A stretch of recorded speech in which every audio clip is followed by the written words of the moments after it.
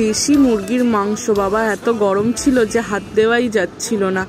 তাও দেখছিলাম যে চিকেনটা ঠিকঠাক গলেছে নাকি, দেখলাম হ্যাঁ ভালোই গলেছে। আবার মুরগির পেটে দেখছি ছোট ছোট ডিম ছিল, সেগুলোও ভেজে দিয়ে দিয়েছিলাম রান্নার মধ্যে। আর গোটা রসুন দিয়ে রান্না করেছিলাম, যেহেতু দেশি মুরগির মাংস। অবশ্যই আমি এই রান্নাটা চুলোতে করেছিলাম, অনেকটাই টাইম লেগেছিল, কিন্তু টেস্টটা অসাধারণ লেগেছিল।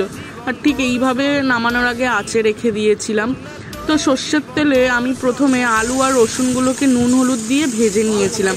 আলুগুলোকে এইভাবে কেটে নিয়েছিলাম আর রসুন না ছাড়িয়েই এইভাবে গোটা দিয়ে দিয়েছিলাম। ভেজে নেওয়ার পরে বেশ লাল করে ভাজতে হবে, কিন্তু এটা মাথায় রাখবেন যাতে নিচে পুড়ে না যায়। আঁচটাও আপনারা আন্দাজ মতন, যদি চুলোতে রান্না করতে চান ওটা একটু সামলে দেখে নেবেন। তারপরে আমি কি করলাম, ওই তেলের মধ্যে আলুগুলো তুলে নিয়ে পেঁয়াজ, জিরে, গোটা গরম মশলা, তেজপাতা আর লাল লঙ্কা দিয়ে ভেজে নিলাম লাল করে। লাল শুকনো লঙ্কা দিয়েছিলাম। বেশ লাল হয়ে যাওয়ার পরেই পেঁয়াজগুলো আমি টমেটো কুচি দিয়ে দিয়েছিলাম। কিছুক্ষণ পরেই আমি দিয়ে দিয়েছিলাম আদা রসুন বাটা, গোলমরিচ গুঁড়ো, জিরে গুঁড়ো, ধনে গুঁড়ো, আর দিয়ে দিয়েছিলাম সামান্য অল্প মৌরি গুঁড়ো। দিয়ে একটু লাল লঙ্কার গুঁড়ো, নুন সামান্য আর আন্দাজ মতন হলুদ দিয়ে কষিয়ে নিয়েছিলাম। যখন তেলটা বেরিয়ে গেল মশলা থেকে, আমি চিকেনগুলোকে এইভাবেই দিয়ে দিলাম। আমি চিকেনটাই প্রায় কষেছিলাম আধ ঘন্টা ধরে।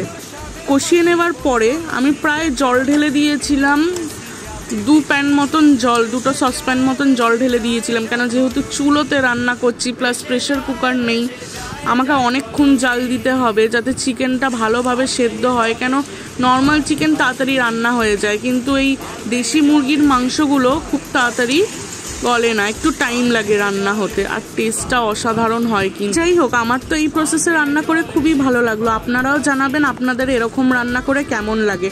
আর এই ভিডিওটি ভালো লাগলে আমার পেজটিকে অবশ্যই ফলো করবেন। Thank you.